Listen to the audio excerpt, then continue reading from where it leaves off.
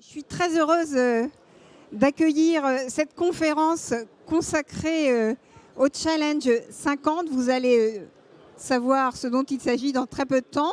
Juste un petit peu de teasing. Le Challenge 50, c'est une initiative de Grand Paris Aménagement. Et je suis très heureuse d'accueillir sur cette scène son président, Jean-Philippe Dugouin-Clément, son directeur général, Stéphane Defay. C'est une initiative qui part d'un constat on va dire simple, et vous allez comprendre ce que je veux dire, à la fois la crise structurelle du secteur de l'immobilier, premier constat, et deuxième constat, lui aussi très simple, le besoin urgent, nécessaire de répondre à la demande de logement. Une fois qu'on a fait ce constat, qu'est-ce qu'on fait? Eh bien, la réponse, c'est le Challenge 2050. Et je laisse sans tarder la parole à Stéphane Defay pour vous présenter ce qu'est ce challenge, sa philosophie, ses objectifs. Après quoi, nous aurons le plaisir d'avoir sur cette scène les groupements qui ont été retenus. Stéphane, à toi la parole. Merci beaucoup. Alors, effectivement, nous sommes très heureux avec Jean-Philippe Dugouin-Clément d'accueillir pour cette conférence. Le Challenge 50, en fait, c'est une idée simple sur un sujet qui est compliqué. C'est de se dire, finalement, depuis des années, le coût de la production du logement, je parle bien de production, pas de construction, augmente et augmente beaucoup plus vite que l'inflation, que le revenu des ménages. Et on arrive finalement dans une impasse dans laquelle, en réalité, on est depuis déjà une petite dizaine d'années et qui avait été masquée par la baisse des taux d'intérêt, par des taux d'intérêt même négatifs. Et on s'est tous réveillés un peu avec la gueule de bois en juillet 2022 avec un retour finalement à normal des taux d'intérêt. Et donc une incapacité des ménages à se loger. Et donc la question par rapport à ça que nous avons essayé de poser, c'était juste de dire, mais est-ce que tous ensemble, nous sommes capables d'inverser cette tendance et de l'inverser radicalement? Ce challenge, il part d'une intuition forte, et en tout cas les réponses que nous avons ont plutôt valeur de validation de cette intuition. C'est que ce qui freine la baisse des coûts, c'est d'abord l'atomisation des acteurs, l'atomisation de la chaîne de valeur. Chacun d'entre vous, professionnels, qu'il soit architecte, bureau d'études, promoteur, investisseur, bailleur social, notaire, industriel, etc., ça fait des années que vous essayez d'être ultra performant dans vos métiers, et d'habitude vous l'êtes. Sauf qu'aujourd'hui, la valeur, l'amélioration, elle ne va plus se situer dans vos métiers, chacun pris indépendamment, mais dans les interfaces entre vos métiers. Et en fait, c'est ça qu'on a voulu interroger en vous donnant beaucoup de temps, 28 jours, pour finalement faire 2 fois moins cher en faisant mieux. Voilà. Mais en acceptant aussi de repartir d'une feuille blanche, de se dire on a des habitudes, on a des manières de faire depuis toujours, peut-être qu'il faut qu'on les oublie. Et là-dedans, je mets y compris les habitudes de l'aménageur qui impose un tas de machins, certains utiles, peut-être pas tous. Voilà. Dans cette interrogation, on se met aussi dedans. Donc on a lancé ce Challenge 50 il y a un peu plus de 28 jours et on a été très surpris par les résultats. Pour être honnête, on s'était donné un petit objectif interne qui était de dire, bon, si on a 5-6 dossiers, ça va être super. Donc ça va pas être si difficile que ça d'en choisir 3 ensuite comme lauréat. En fait, on s'est planté parce que vous avez été 23 à déposer des réponses. Et vraiment, je voudrais partager à quel point c'est réjouissant parce qu'on est dans une crise dure. Beaucoup d'entre nous souffrons dans nos métiers traditionnels. Et de voir toute cette énergie, toutes ces idées vraiment intéressantes et pour beaucoup déjà opérationnelles, en fait, ça fait du bien parce qu'on voit que les réponses à la transformation de notre secteur, elles sont déjà là. Est-ce que c'est uniquement celles que vous avez proposées les uns et les autres? Je ne sais pas, peut-être qu'il y en a même d'autres. Mais il y en a déjà beaucoup qui sont là. Et ça, c'est une excellente nouvelle, parce que ça veut dire que nous avons collectivement les outils pour nous transformer en réponse à cette crise. Alors, quelques constats un peu génériques dans les réponses que vous avez faites avant d'entrer dans la présentation et de donner la parole aux lauréats, parce que c'est aussi ça qui est intéressant. Premier sujet, vous avez abordé une grande diversité de situations urbaines, même de situations de rapport à l'acte de construire. Bien sûr, on a les secteurs tendus, on a la première couronne, la deuxième couronne parisienne, des secteurs où c'est compliqué de construire aujourd'hui sur des budgets maîtrisés. Mais on a aussi des secteurs détendus, on a des secteurs pavillonnaires, on a de la maison individuelle autant que du collectif, du petit collectif en zone rurale, on a de la réhabilitation, de la construction neuve, de la transformation de bureaux en logement ou d'actifs immobiliers. Bref, on a la diversité de ce qui fait la réalité des besoins, parce que tous ces territoires, ils ont des besoins qui sont très concrets. Et donc ça, c'est déjà une première bonne nouvelle.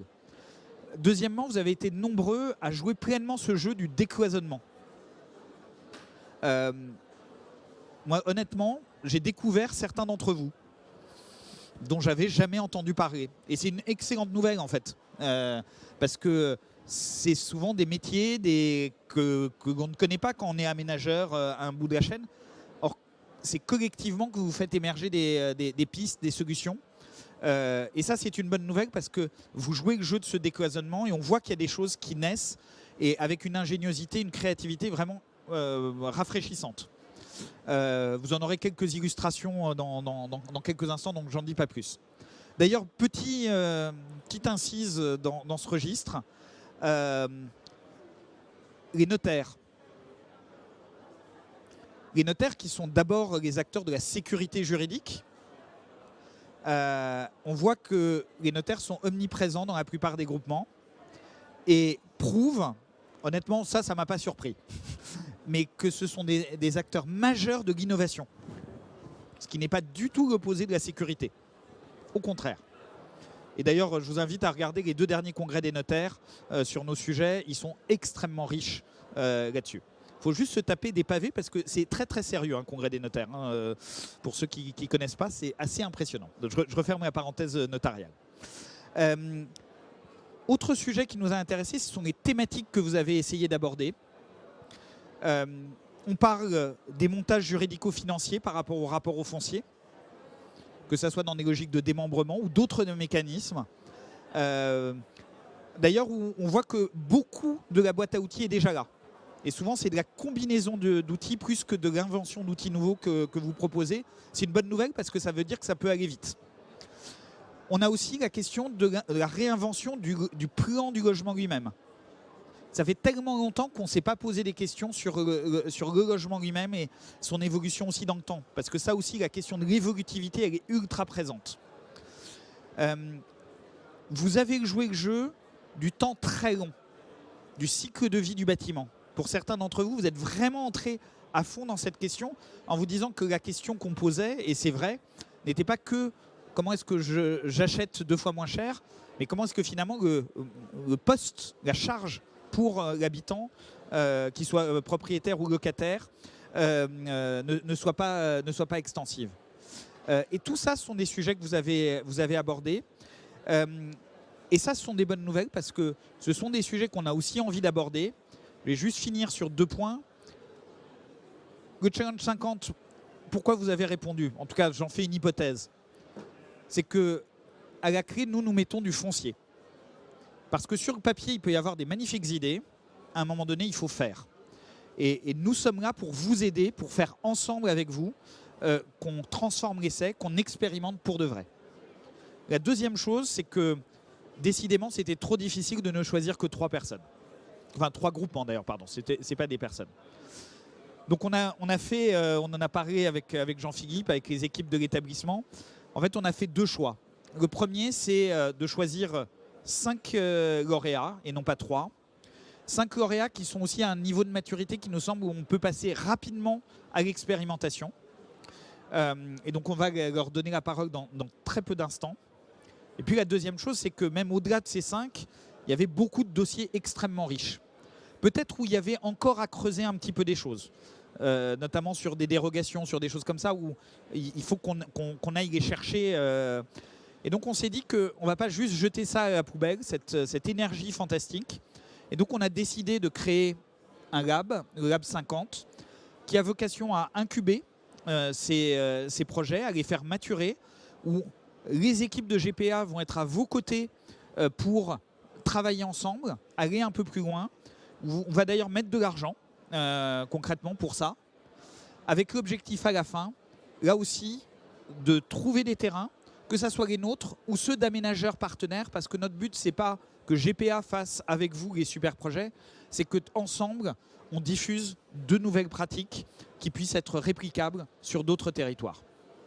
Voilà ce que je voulais vous dire sur le Challenge 50. Merci beaucoup Stéphane Defay. Effectivement, quel challenge. Alors là, vous allez avoir, chers lauréats, un nouveau challenge. Vous avez eu 28 jours pour préparer. Vous allez avoir 3 minutes pour présenter votre projet puisque vous êtes 5. Et on va commencer avec le premier groupement.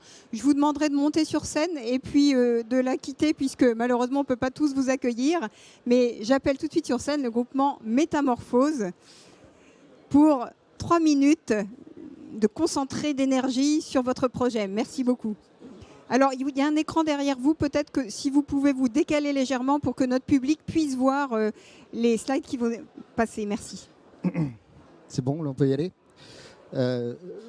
Donc, est-ce qu'on peut passer à la Donc, nous, le Challenge 50, on l'a considéré comme étant une rébellion. Mais une rébellion positive, parce que c'est ce qui nous était demandé, en fait, c'est d'être des rebelles dans la consultation. Et donc, on a créé une équipe de gens qui, parce que les rébellions, c'est jamais un seul homme. Il peut y avoir un leader, mais de toute façon, derrière, il y a forcément beaucoup d'hommes. Et donc, c'est pour ça qu'on est une équipe qui est assez pléthorique, je crois, au regard des autres équipes que l'on a vues autour de nous. Voilà. Donc, ils sont tous là. Il y en a certains qui sont connus. Je passe la parole à mon camarade.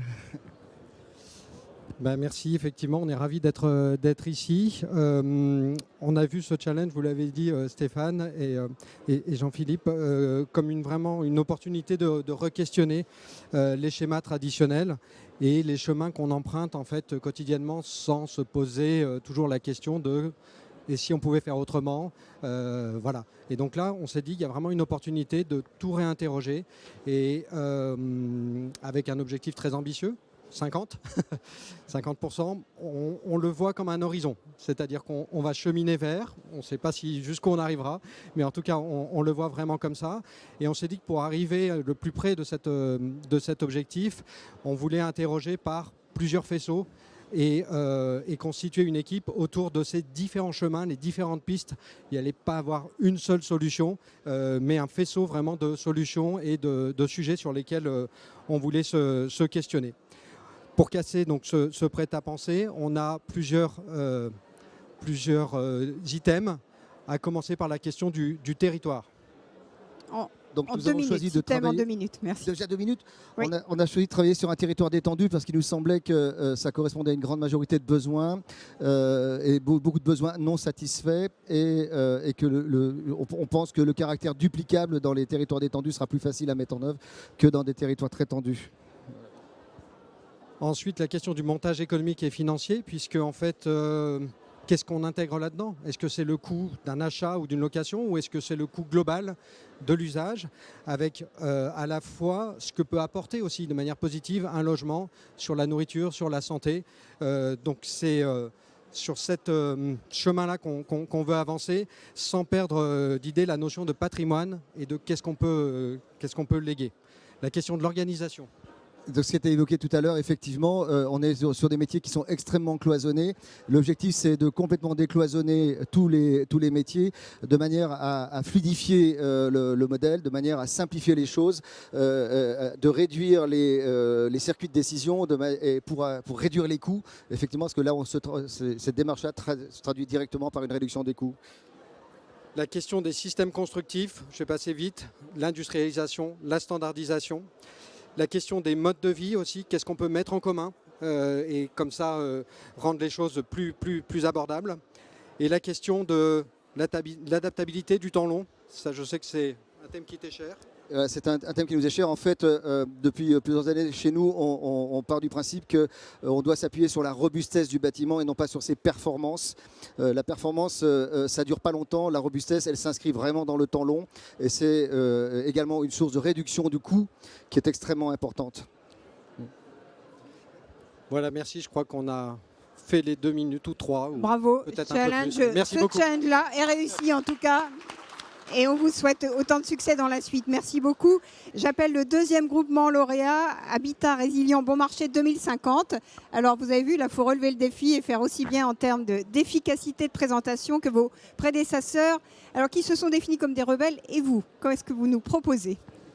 Nous, on vous remercie d'avoir lancé ce challenge. C'était très stimulant. Donc, ce que c'est proposé, c'est sortir de nos cadres habituels. Vous vous proposez de sortir du vôtre, le cadre consultatif habituel. On partage le diagnostic.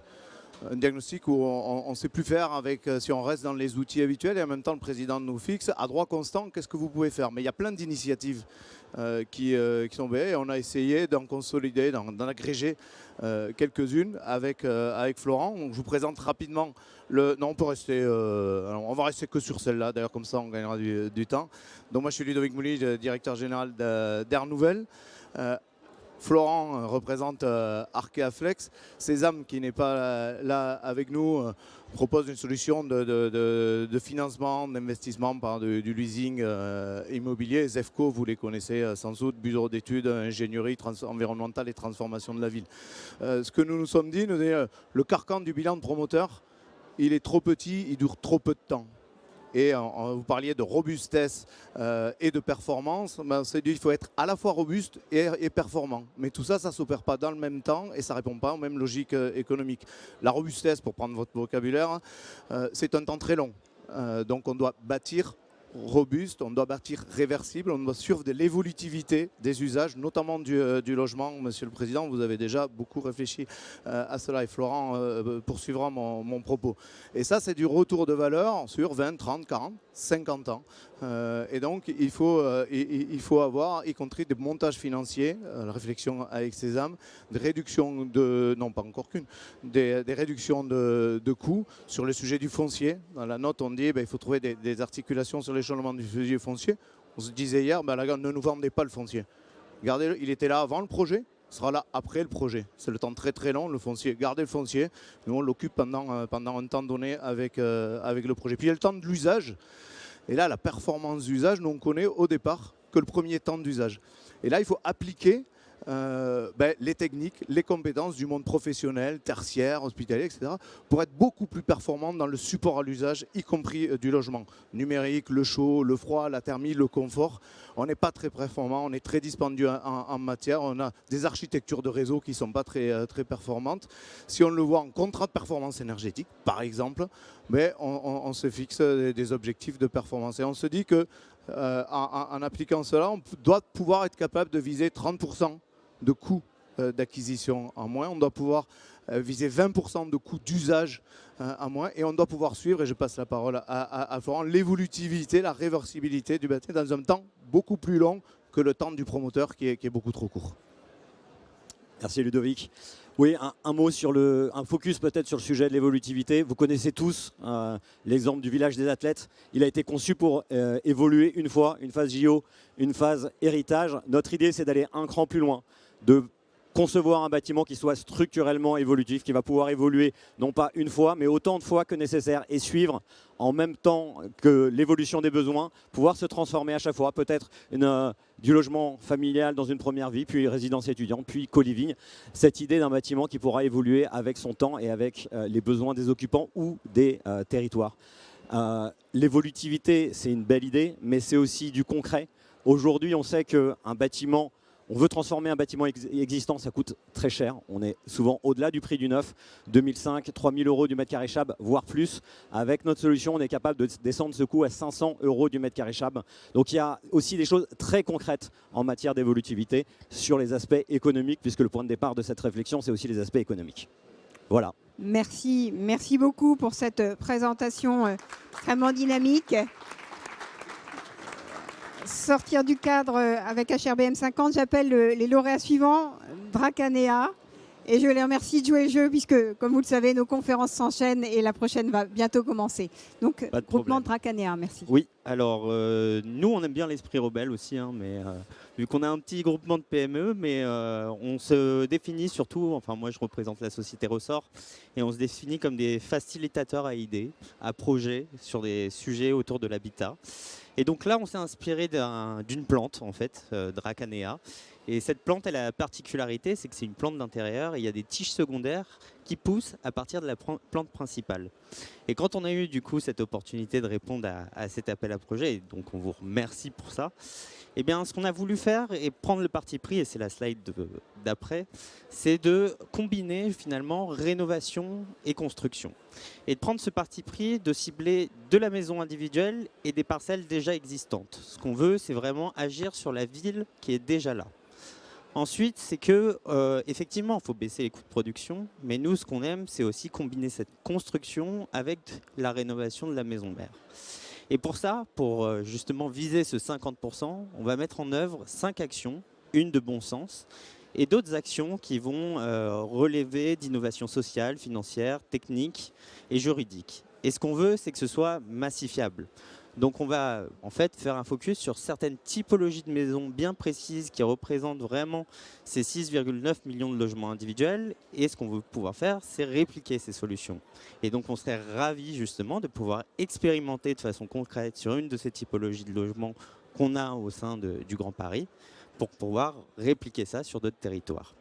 Et donc la slide d'après, vous verrez les leviers. Et donc nous, on est un groupement composé d'architectes avec Red Cat Architecture, un notaire ici présent avec les notaires du quai Voltaire, Maison Air qui s'occupe plutôt des enjeux fonciers, Ressort qui est plutôt cet incubateur à projet, et puis un industriel qui va aussi nous fournir ces solutions. Et donc 5 leviers parfois de bon sens, des leviers parfois technologiques, d'innovation sociétale. Donc ce qu'on veut, c'est forcément bâtir une maison fille sur la parcelle où on a une maison mère qu'on va rénover. On va utiliser des techniques relevant du hors-site. Et ce qu'on va vouloir faire aussi, c'est pouvoir réfléchir à des espaces partagés entre ces deux maisons. On va rénover la maison mère en utilisant des techniques aussi d'auto-rénovation accompagnée, parce que ça peut être un gain justement sur les coûts de production. Et également impliquer le futur habitant dans les finitions de la construction de la maison fille. Et puis après, on va utiliser d'autres leviers plus technologiques, financiers et sociétaux, comme la mise en place de services énergétiques partagés avec du tiers financement et monétiser ces co-bénéfices en utilisant des modalités que le contrat impact ou d'autres mécanismes. Voilà, c'est tout. On est vraiment ravis. Merci beaucoup pour cette opportunité et bravo aux autres lauréats également. Merci. Merci beaucoup pour votre sens de la synthèse. Alors j'ai le sentiment qu'avec le prochain lauréat, on va aller un peu du côté du Japon, omotenashi. Voilà, omotenashi, donc hospitalité en japonais.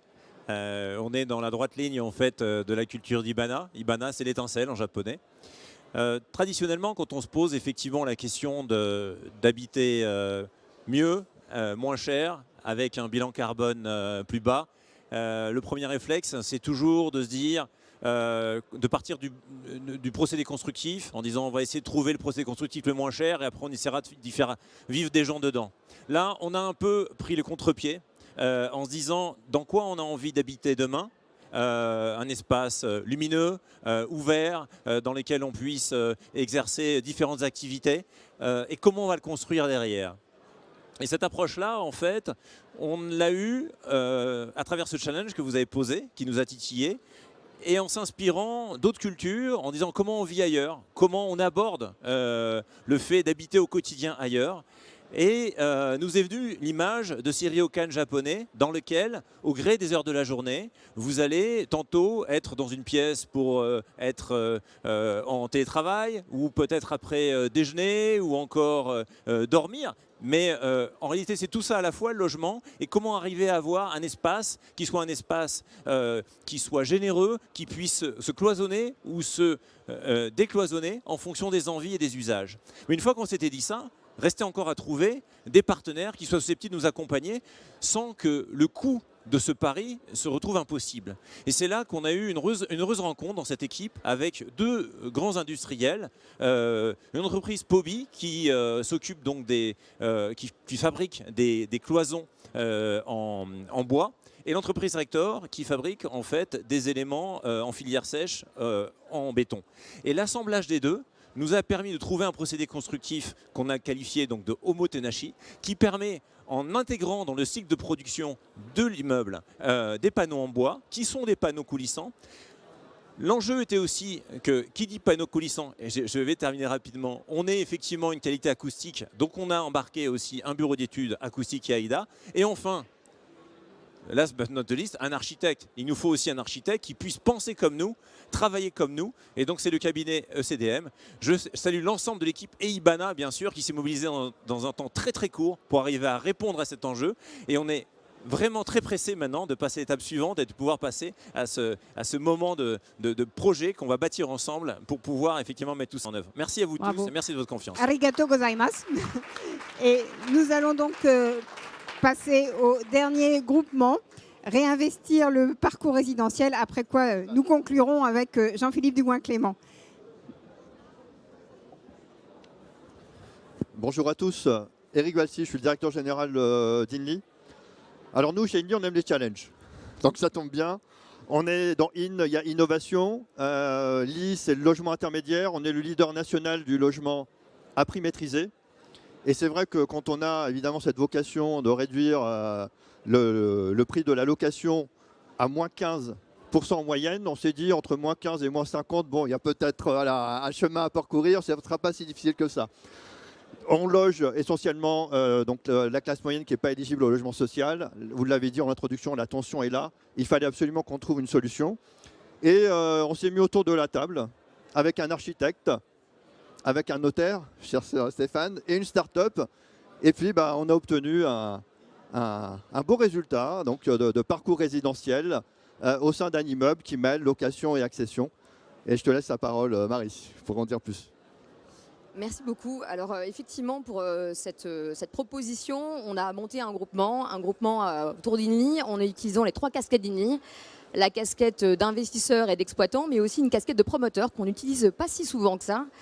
Et on s'est adossé à un AMO spécialisé qui est effectivement en train de décloisonner et de casser les briques, qui s'appelle Entropie, un architecte passionné qui est Martin Duplantier qui est au fond de la salle, et puis 2 partenaires pour nous accompagner sur la durabilité du projet qui sont d'un côté une start-up qui s'appelle Viscab et qui travaille sur la question de l'ACV, donc l'analyse du cycle de vie et le bilan carbone de l'opération, et ensuite un bureau d'études spécialisé en réemploi et réinsertion qui est NeoEco.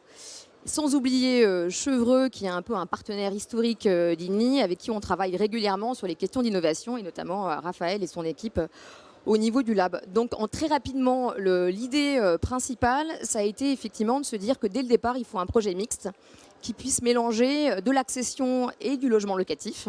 Que ce logement locatif puisse être porté par INLI en tant qu'investisseur et exploitant. Et il fallait que ces acquéreurs, donc les franciliens, puissent rentrer dans la boucle du projet dès le départ, à travers une SCI d'attribution. Voilà, donc chacun est dès le départ du projet pour aller concevoir le projet, et qu'un logement n'était pas un lot, mais qu'un logement serait plusieurs lots, et qu'au fur et à mesure des besoins, donc on rejoint les idées de toutes les équipes, au fur et à mesure des besoins des uns et des autres, qu'on puisse vendre ou acheter des pièces, et que le facilitateur de l'opération, ça serait INLI, parce que en fait, entre chaque logement, on aurait un logement INLI locatif avec de la rotation. Donc forcément une capacité à vendre des chambres ou des pièces de vie au-dessus, au-dessous et sur les côtés. Donc c'est un projet qui est vraiment modulable dans le temps, avec évidemment une vraie ingénierie sur la partie juridique et copropriété. Et c'est vraiment cette mixité entre accession et locatif qui permet cette modularité dans le temps. La vraie idée, c'est de se dire qu'en fait, on permet un parcours résidentiel au sein de la résidence. On voulait après appeler ça le projet intramuros, mais en dehors des murs, pour dire qu'au final, on choisit un territoire et quel que soit son parcours de vie, on y reste, et que ce n'est pas le besoin de la pièce en plus qui doit nous faire partir. Donc voilà très rapidement le concept du projet. Et puis merci à toutes les équipes qui ont bossé en 15 jours sur ce magnifique concours. Merci beaucoup. Merci à vous.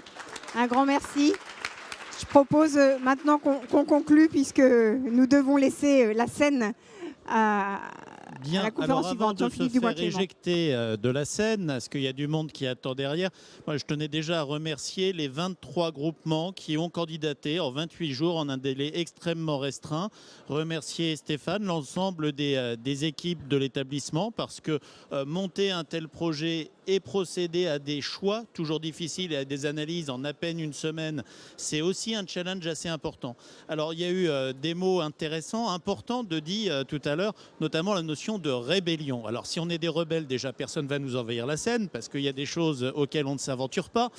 Mais ce que je trouve extrêmement intéressant, c'est l'idée dans ce pays où on empile les normes, où on empile les strates, d'être capable de dire on fait un big reset. On repart à zéro, on redémarre à zéro et on essaye de réinventer des façons de travailler, des façons d'aménager, des façons de vivre, des façons d'amortir des coûts, des façons de construire. Alors, on a souhaité, parce qu'effectivement, il y a eu énormément de dossiers qui ont été déposés, tous qualitatifs, élargir, Stéphane l'a dit, à 5 lauréats, élargir au travers d'un lab pour permettre à 8 autres groupements de continuer à travailler avec l'établissement. Les 5 premiers, il y a quand même un niveau qui vous est imposé parce que vous êtes des rebelles, mais vous avez un calendrier. On veut rentrer en phase opérationnelle, coopérationnelle avec l'établissement pour la fin de l'année. Les 8 autres qui sont rebelles en devenir, on va continuer à travailler avec eux pour amorcer les choses. Et puis au-delà de ça, il y a quelques dossiers qui ont été proposés avec lesquels on va également essayer de monter des passerelles en dehors du lab, parce que là aussi, il y a eu beaucoup de richesses, beaucoup de choses qui ont été déposées. On a la chance d'être dans un établissement qui a une part contracyclique en Ile-de-France et en France particulièrement important. On est passé cette année de 2% de la production francilienne à 4% de la production de logements francilienne.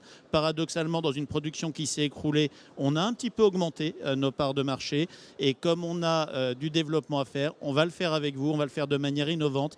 Et on va le faire surtout en testant des nouvelles solutions. C'est l'ADN de l'établissement. Merci de nous aider à le faire vivre. Merci beaucoup. Merci. Effectivement, on peut les applaudir. Merci.